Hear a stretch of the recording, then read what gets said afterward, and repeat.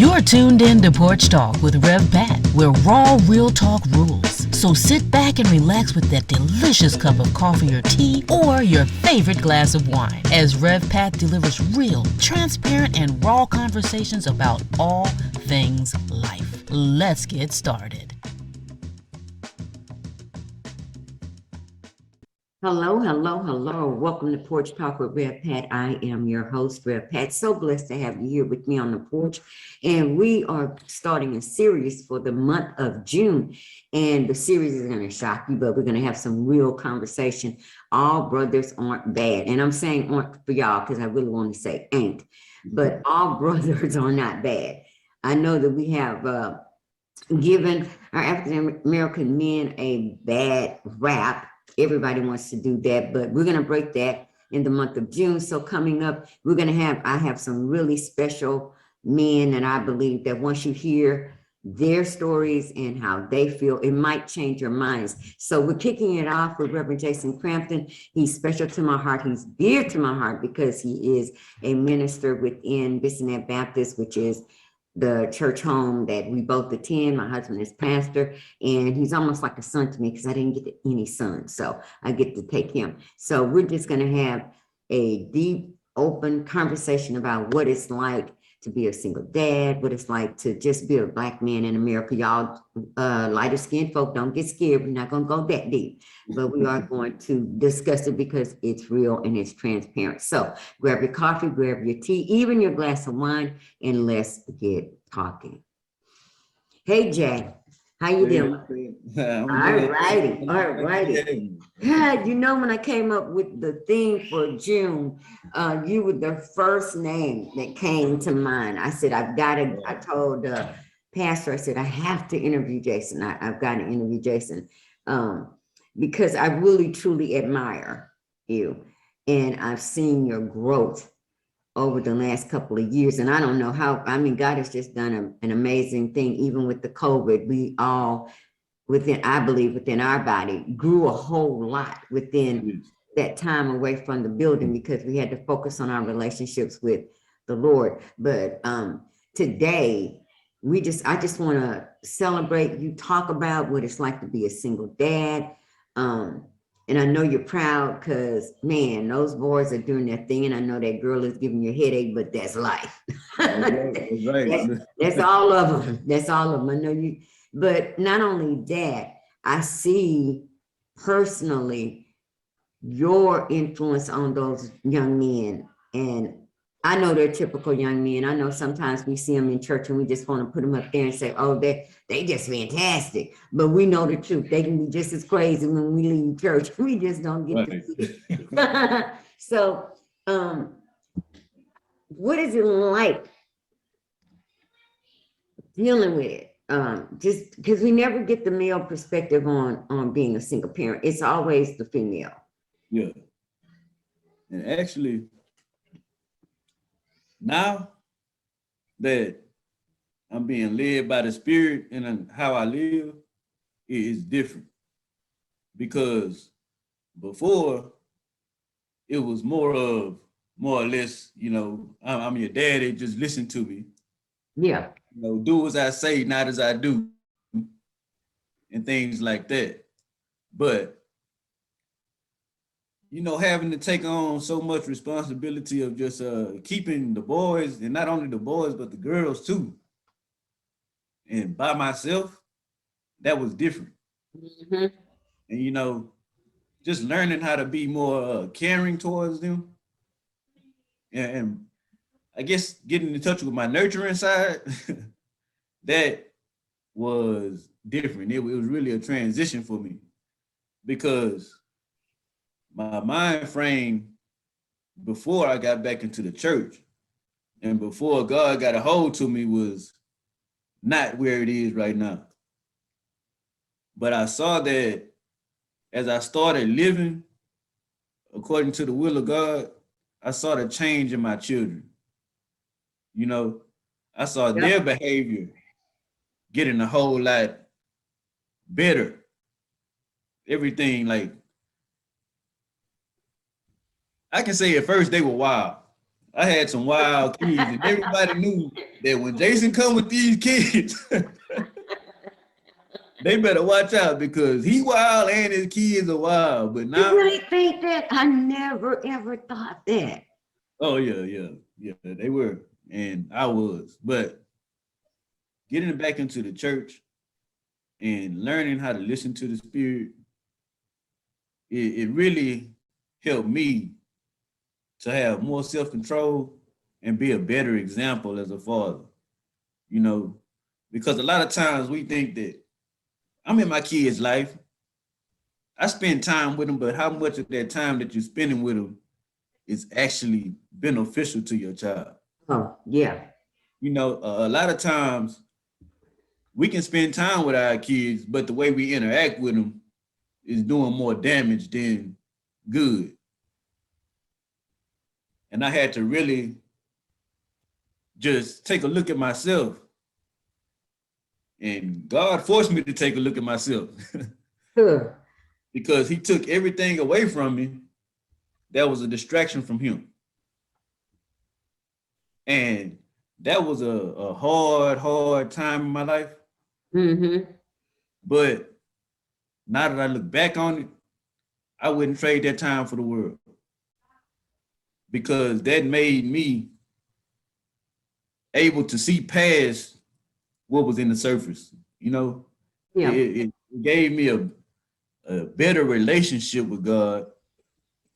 And as my relationship with God grew, I started seeing my children's relationship with God growing because it's no longer don't do what I say, don't do what I do. It's Yeah. I'm being an example now. I really don't have to say too much because you can see how to live now. And that's what I realized kids really pick up on. They gonna do what you do. I don't care how much you say. I meant you said. Yep. I don't care how much you say. They're gonna do what's learned through their observation of you, especially if they look up to you as a parent. So, you know, I know a lot of times guys get a bad rap, especially African American men. You know, we get frowned upon when we walk into a building or something, but Yep. Well, we can't stay stuck on it. now let me say this. I'm gonna interrupt you because when I was praying about a husband before Pastor and I married, one of the things I asked for was a man that had a heart big enough to accept my children and you know, the that kind of thing. Even though my children were old enough to, hey, if they didn't like it, I could do it if I wanted to. I did include them in the prayer. And so that's who I got. And when I saw how he related with Denisha and with Don, and I mean, I actually saw someone who truly knew how to be a father, even to children that were not his biologically. And you can't tell them that that's not their dad. Denisha would probably kill somebody that said Mark Anthony is not her father. So, right. And now I see that in my son-in-law, and his interactions. And I can, well, you probably know better than I do, kind of like the headbutting now that DJ is getting a little older, but he sincerely, I mean, whatever he does for the boys, he does for DJ and Alyssa. And that's a rarity, and people don't get to see that. They hone in on the horror stories of our culture and our men. And I'm gonna use this as an example because it really ticks me off. And then I'm gonna let you speak to it. Okay. I get so angry. I stopped watching the draft, the NFL draft. I've stopped watching it because I want to say about 3 years ago, I started paying attention to how they portrayed the young African-American men that were being drafted. Yeah. And they had this whole video of this horrible life, being raised without a dad, and Yeah. how his mother overcame everything under the sun. And look at him now. And I'm mad because I'm thinking to myself, okay, are you serious? You don't have not one Caucasian draft pick that was raised by a single mother. None of them. None of them Yeah. had a hard time. Are you serious? And I know that can't be true. I know that's not true. But it's good for the NFL. It's good for the NFL. Because now you have these young African-American men coming in, and now they got this hardship story, and everybody's pulling for them and dot, dot, dot. And it just really did anger me. So I pay attention to those type of things. That's why it's so important. It was so important for me to take June because, you know, we do Mother's Day. Yeah. And we go all out of our way for Mother's Day, and we do. But we kind of do a disservice to good fathers on Father's Day. Y'all get a card and a couple of eggs, and y'all got to be good with it. You know?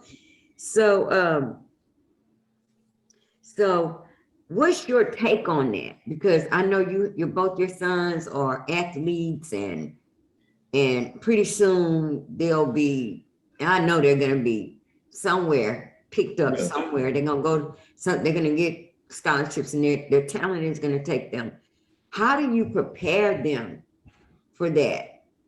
How to tell their story? I don't want you telling no story about, my family was, my mama was a this and that. I want you to tell the story about who I am and how I overcame.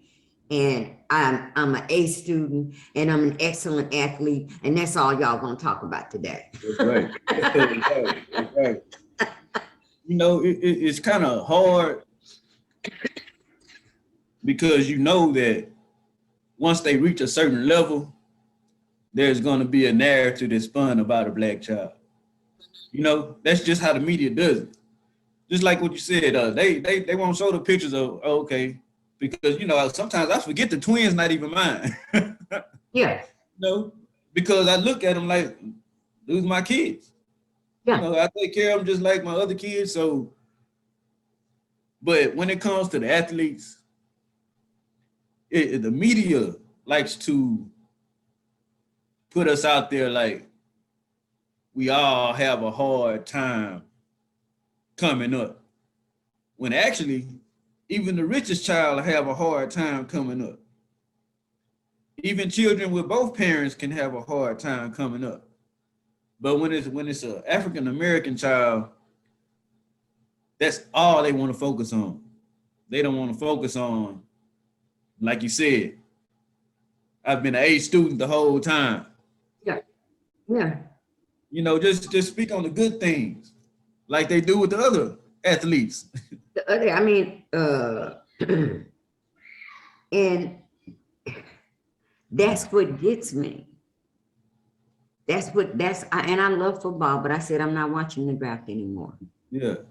And then I watched a documentary about tryouts and column, whatever you call it, where they have to go through all of the combine and all things. And I watched these people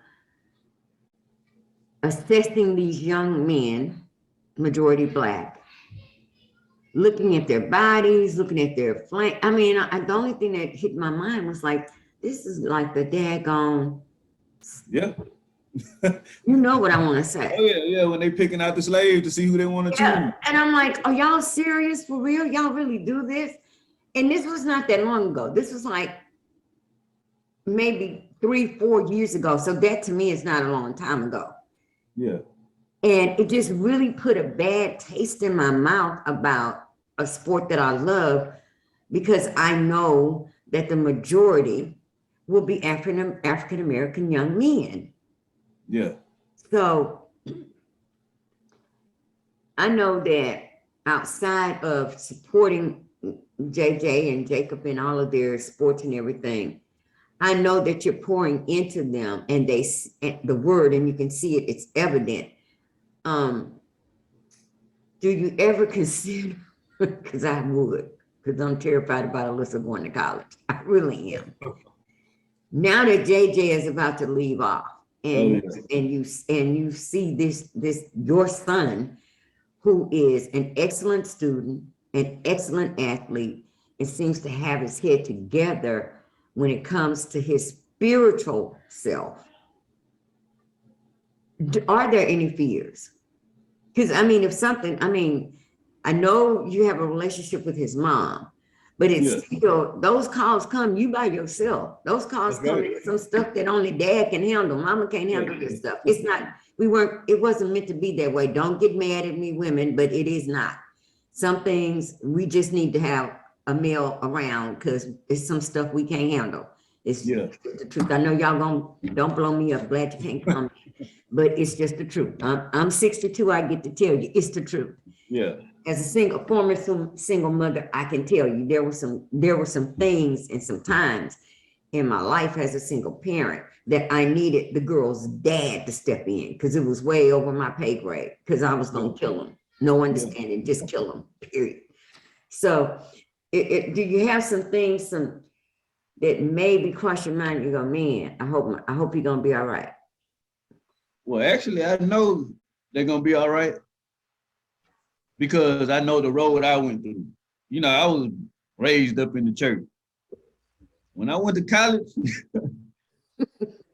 really before I went to college, you know, I was pretty sneaky, you know, but when I went to college and it was really nobody really watching me, nobody critiquing my every move, you know, I didn't have to worry about coming home and getting in trouble for doing what I did. It was a whole different story. So I know that they take after me. I took after my dad. So I know I'm gonna get some calls, but what I'm glad about is God always has us covered. You know, he has his hands over us. I'm talking about, I'm grown right now. Yeah. But you already know, Ms. Pat, I am not the average preacher. Well, I'm not either, so I don't know. Exactly. I ain't either, so I don't fit in that bit. I'm not the status quo or whatever, you know. I'm just not. And I'm glad that God made it that way because people have to recognize that God's people aren't perfect either. Thank you. You know, people have to recognize that I don't have to stay away from the church because I'm not perfect. Right. I need to come to church so I can start getting better in the way I live. Right. And you know, to that point, it's a blessing that your sons get to see that and get to hear that. Yes. That you're not waiting until they don't have to wait until you're on your deathbed to say, you know, dad didn't get everything right, you know, son, so come here. No, they've heard it and they've seen the transformation. And so they're able to see that no matter what, it's not permanent. Whatever mistake I make, it's not permanent. And that's not giving your kids like carte blanche to go out there and act crazy. It's like, I already know you're gonna act crazy, but keep your head straight when it comes to the Lord. Don't get that crazy. When you're out there. The other thing that I thought about, and the first thing I thought about is our commonality that we're not the typical ministers and preachers. And you know, it's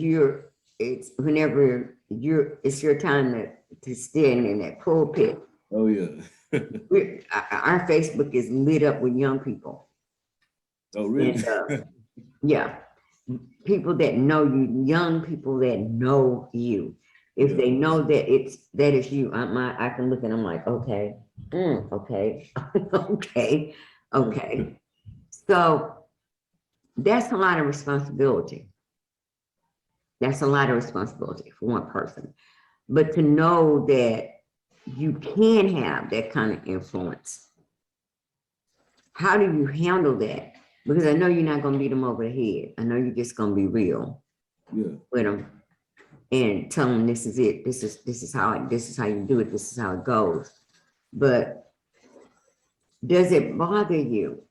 Because I think that men that have a heart for community and a heart, because I know you have a heart for the kids and the youth. So that has to transcend into how you serve in the community. How disheartening is it that you see so many your age, men, young men, turning their backs on the church? Because that's a big pill to swallow for me. I know the women are going to be there and whatever, and that's okay. But we still need male leaders in the body. Yes. And it just seems like it's getting less and less and less. And I don't know if that's because nobody wants to do the hard work of living out what they believe. And it's just easier to go with the hunky dory that's out there now, wave some sage and burn a couple of candles, talk to a rock, and you be okay. Yeah. How do you deal with that? How do you approach them? Because the church needs to know how to approach them, really. I approach them by meeting people where they are. You know, just like Paul said, when I talk to these people, I became these people. When I talk to these people, I became these people. Because people have to have somebody to relate to. Yeah. That's one reason that I can't leave the church. Because what the Lord showed me was you have to be that person in this body that somebody can come out the street and not relate to nobody else. They'll be able to relate to you. You know, and it goes back to like you said with the athletes. The media spins things so much, and they even spin things so much when it comes to the church. Like all the church shows, the TV shows they make about church, it's so corrupt. You got pastors committing murders, all kind of stuff, and then that's the only thing they want to show on the news is when a pastor bamboozles his church out some money or does some underhanded. You know, and if you do get a little shine, they waiting for you to slip up just a little bit so they can expose you.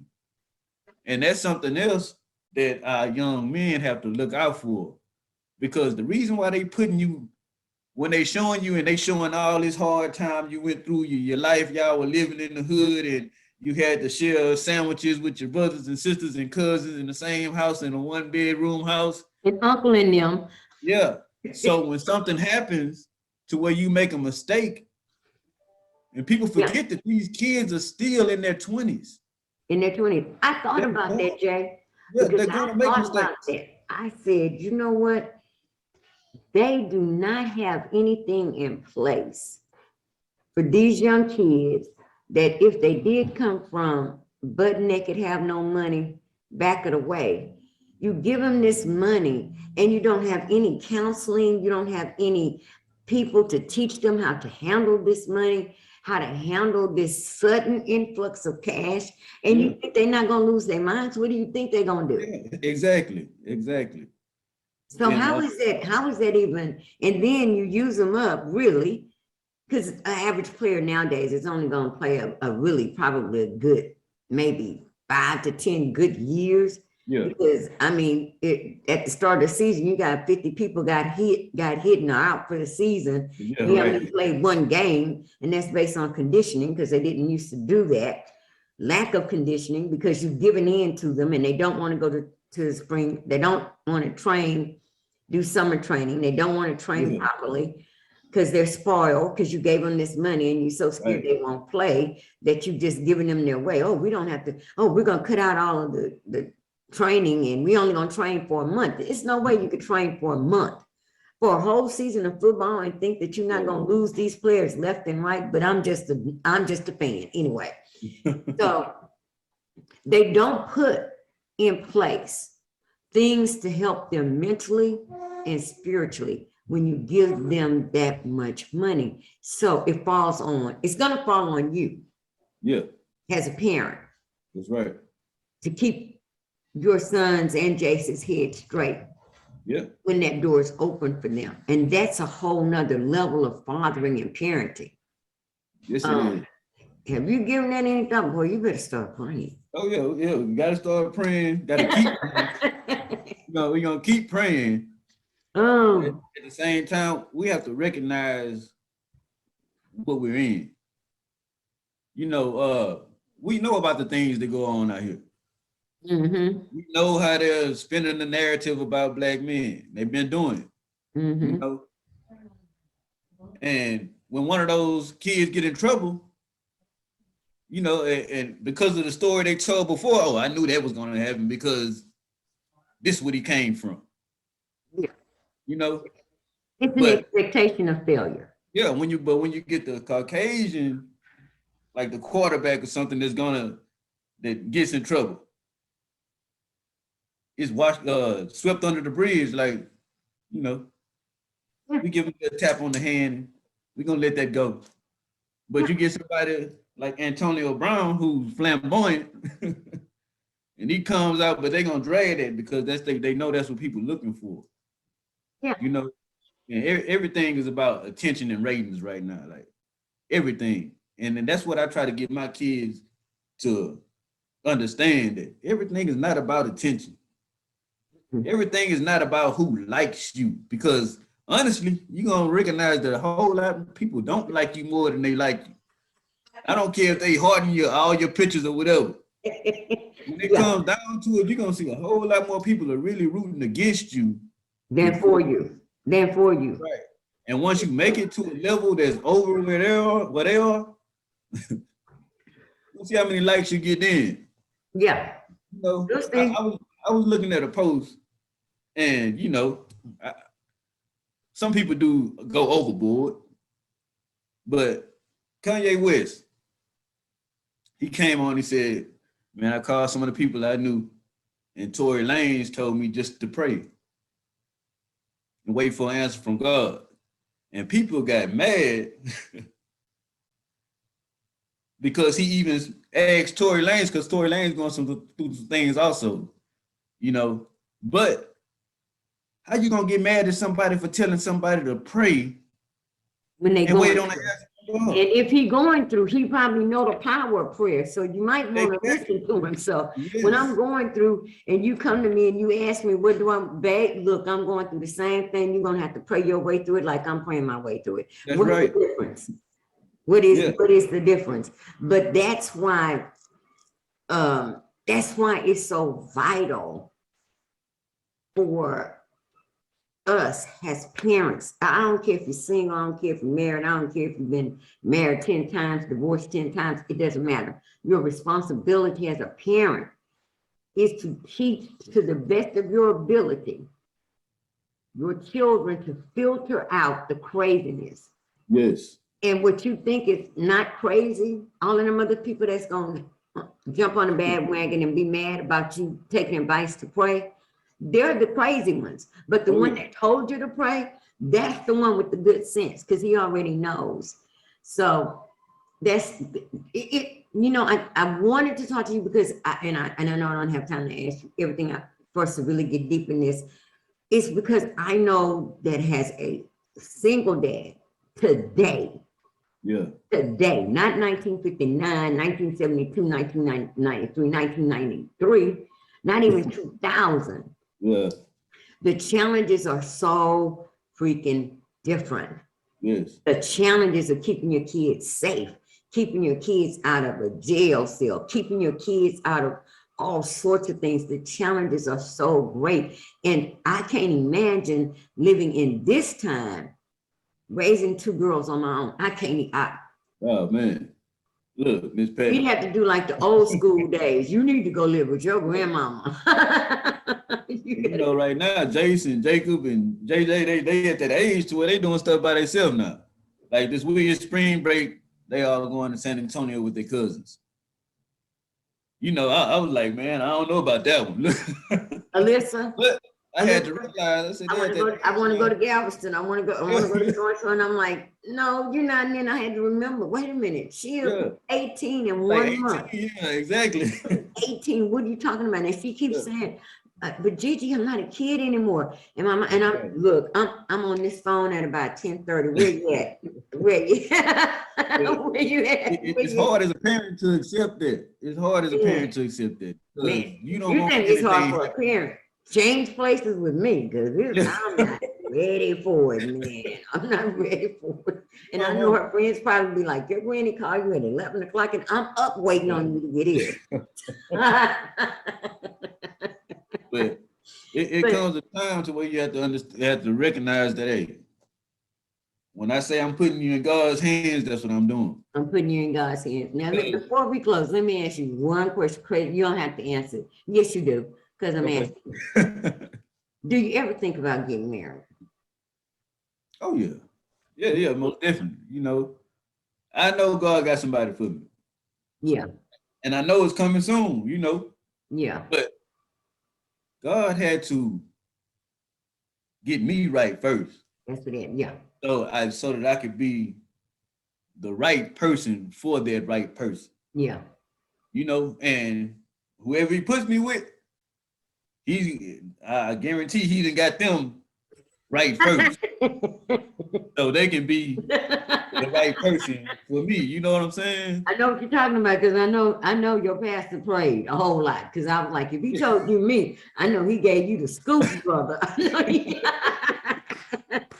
I know you had, shoot, you heard that interview when he said he prays more now? He mean it. Oh, yeah.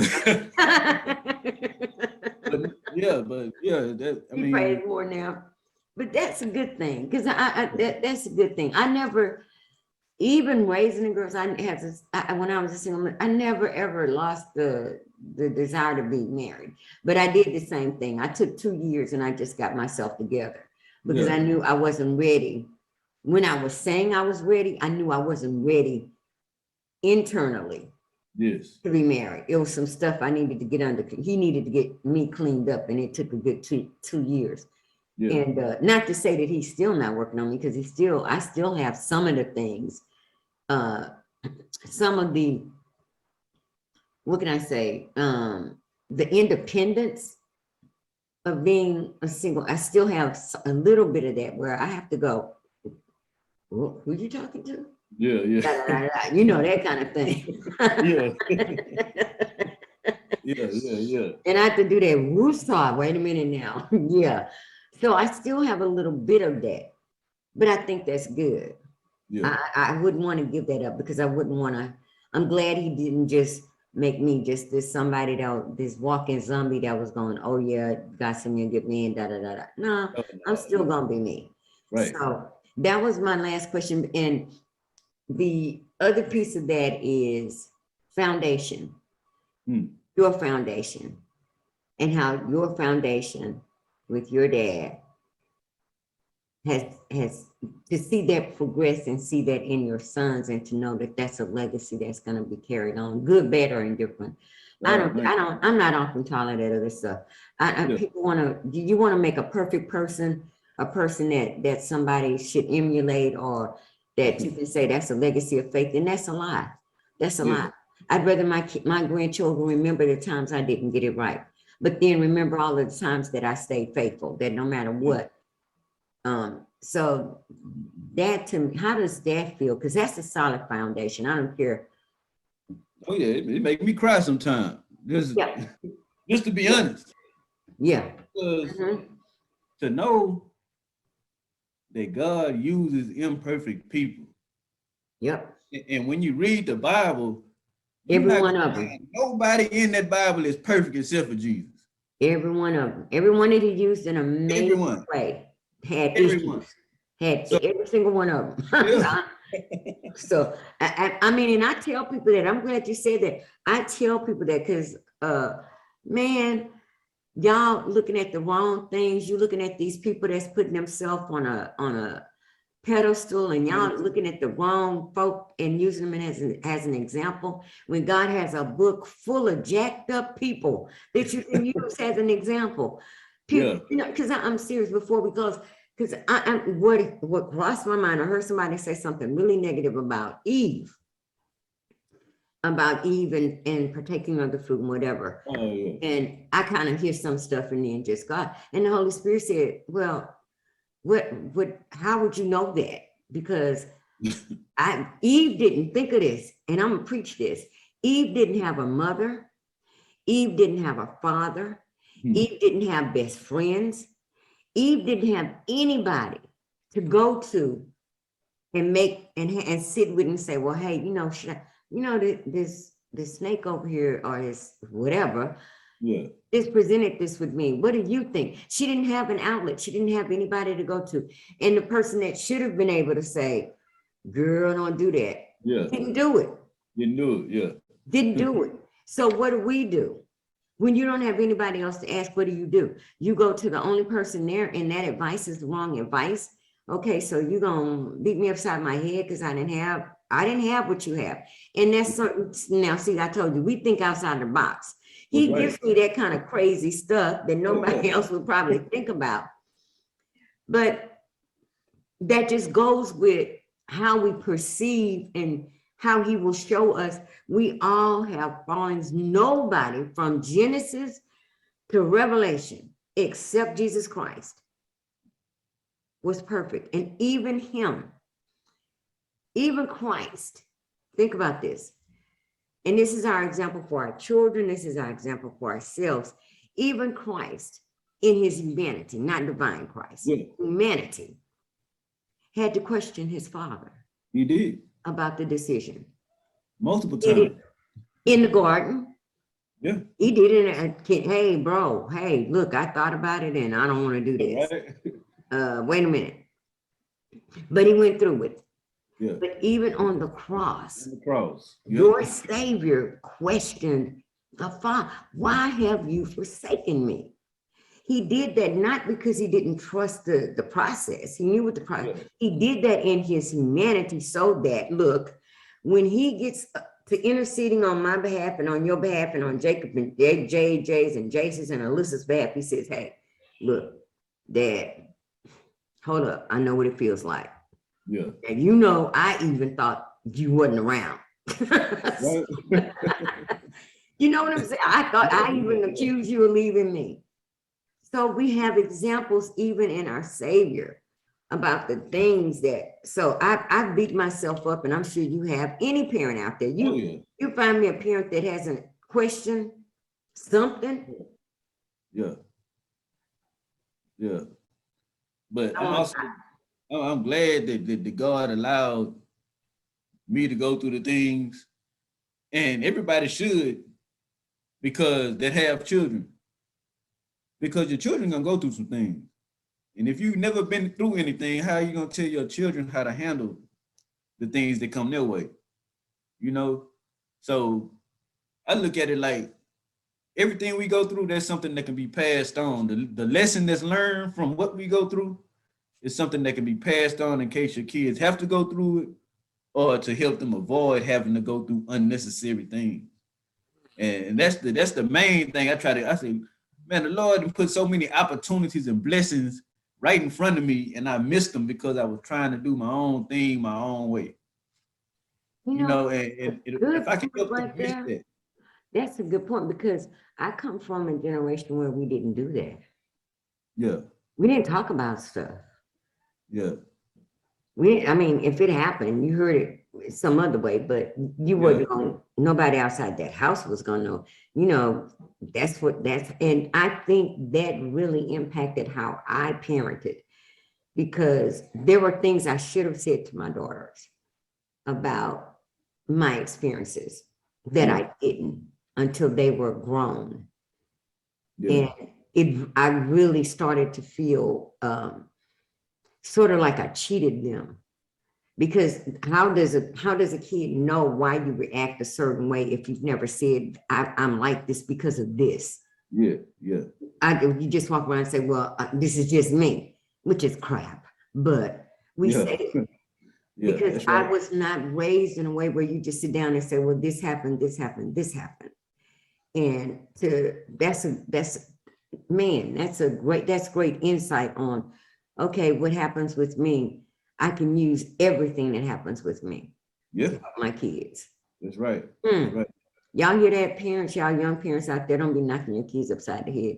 Just go and tell them. Look, I'm trying to. Why don't y'all try telling them? I'm trying to figure out how to pay this light, water, gas, and keep a roof over your head, brother. So if I ain't in the mood for it, that's why I'm not. Right. That's why. So now, Jay, I'm gonna tell you something. I'm gonna close, and then I'm gonna stop the pause. But on zippystream, which is where my the podcast is actually another place where I hold the podcast. And for those of you that are listening before we close, you can go to zippystream and you can become a member on my page. And if you're a member on that page, you have access to bonus content, which is member only exclusive content. That is content that goes beyond my conversation with my guests here. And also I will be having a co-host. So look forward to you. I do have a co-host, as a matter of fact, because this is going to drop in June. I already have a co-host, and you get to hear Beyond the Porch. That's just real raw conversation about every single thing, life, whatever. So if you're a member, you get to listen to that content. If not, you just miss out. So if you're listening to me, you should go over there and become a member on zippystream. So I'm inviting you, Jay. We're gonna schedule another conversation that's going to go a whole lot deeper into what we were talking about as far as our athletes and how they're treated and how they're presented, things that just exclusive content. So it'll be good. So if you're a member now, I'm telling you, don't be a member if your feelings gonna get hurt, because you don't want to be a member if your feelings gonna get hurt, because the conversation might get a little bit wild. But I want to thank my guest. Jay, stay on after I close. I want to thank my guest, Reverend Jason Crampton. He is, if I could adopt him, I would, but his mama would be mad because he already have a mama. But in my heart, he's my son. I am so proud of you, Jay. I am so proud of the change. I already knew it. It wasn't anything that caught me by surprise. I'm not surprised by it. I already saw it on you. But I know by now, by the time this airs in June, our game changers will be on the ball. We're gonna have our game changers all together. God's gonna open the door. They're gonna be coming through. I know. We're gonna have a whole new crew because the old crew gonna be gone on. Yeah, they're gonna be gone. Yeah. So early happy Father's Day, because this is gonna air in June. And thank you so much for taking the time to come on Porch Talk with me. And like I said, we're gonna have to reschedule, and we're gonna have to record some content for Beyond the Porch so that we can get real deep and real raw. Everybody, thank you for joining me on the porch. Thank you, thank you, thank you. I will be right back here. You will have another live episode of Porch Talk next Friday, dropping live, and I will see you then. Until then, be blessed, be blessed, be blessed.